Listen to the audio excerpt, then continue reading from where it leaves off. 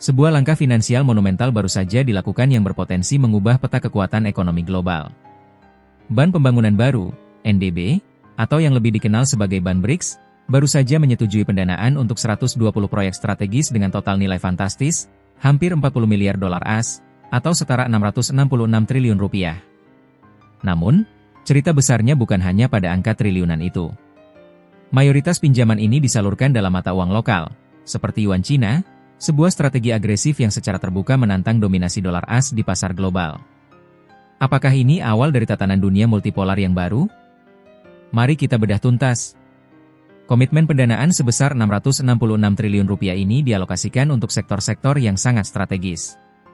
Ini termasuk energi bersih, transportasi, lingkungan, pembangunan sosial, dan proyek infrastruktur krusial seperti pembangunan jalan, bandara, dan pelabuhan. Penyaluran dana ini menunjukkan fokus yang jelas. Sebagian besar dana mengalir ke negara-negara di Afrika, serta beberapa negara di Asia seperti Bangladesh, Pakistan, dan Sri Lanka. Ini menyoroti pergeseran fokus kekuatan ekonomi dari barat ke timur, dengan memperkuat kerjasama antar negara berkembang yang tergabung dalam aliansi BRICS. Inilah inti dari langkah strategis Ban BRICS. Mayoritas pinjaman tersebut diberikan dalam mata uang lokal, dengan skema pembayaran kembali menggunakan mata uang yang sama. Kebijakan ini secara efektif mengurangi ketergantungan para peminjam pada fluktuasi dan dominasi dolar AS. Presiden Ban BRICS, Dilma Rousseff, menegaskan komitmen mereka. Target kami adalah mencapai 30% pinjaman dalam mata uang lokal pada tahun 2026. Target yang jelas dan ambisius ini menandakan bahwa dedolarisasi bukan lagi wacana, melainkan agenda resmi yang diimplementasikan melalui proyek-proyek nyata. Sebagai contoh, kota Qingdao di Cina baru-baru ini menerima pinjaman 3,237 miliar yuan dari NDB untuk proyek pembangunan jalur metro, bukti nyata implementasi kebijakan anti-dolar ini. Kebijakan pinjaman dalam mata uang lokal ini menawarkan keuntungan ganda.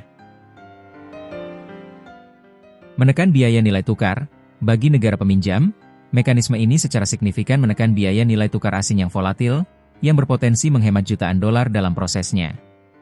Mereka terhindar dari risiko kurs yang biasanya mencekik negara berkembang saat berutang dalam dolar AS. Memperkuat aliansi BRICS, dengan meminjam dalam mata uang lokal, negara-negara berkembang menyelaraskan diri dengan agenda besar BRICS, memperkuat posisi mereka dalam forum internasional, dan membuka jalan bagi tatanan dunia multipolar. Langkah NDB ini berpotensi mengubah cara pinjaman global disalurkan dan diterima di masa depan. Sejak 2022, aliansi BRICS memang telah menjadi garda terdepan dalam mendorong dedolarisasi secara masif. Ini adalah era baru dalam sistem keuangan global, di mana mata uang lokal semakin memainkan peran sentral. Paket pinjaman 666 triliun rupiah yang diluncurkan oleh Ban BRICS, dengan strategi mata uang lokal sebagai tulang punggung, adalah pernyataan tegas tentang kemandirian finansial. Ini adalah sinyal bahwa negara-negara berkembang tidak lagi mau terikat pada kebijakan moneter AS. Langkah ini bukan hanya tentang investasi infrastruktur, tetapi tentang pergeseran fundamental dalam kekuatan ekonomi global. Perubahan ini akan memengaruhi setiap aspek perdagangan dan keuangan internasional. Menurut kalian, apakah langkah Ban BRICS ini benar-benar bisa mengakhiri dominasi dolar AS di pasar global? Dan bagaimana dampaknya bagi rupiah dan ekonomi Indonesia? Tulis pendapat kalian di kolom komentar.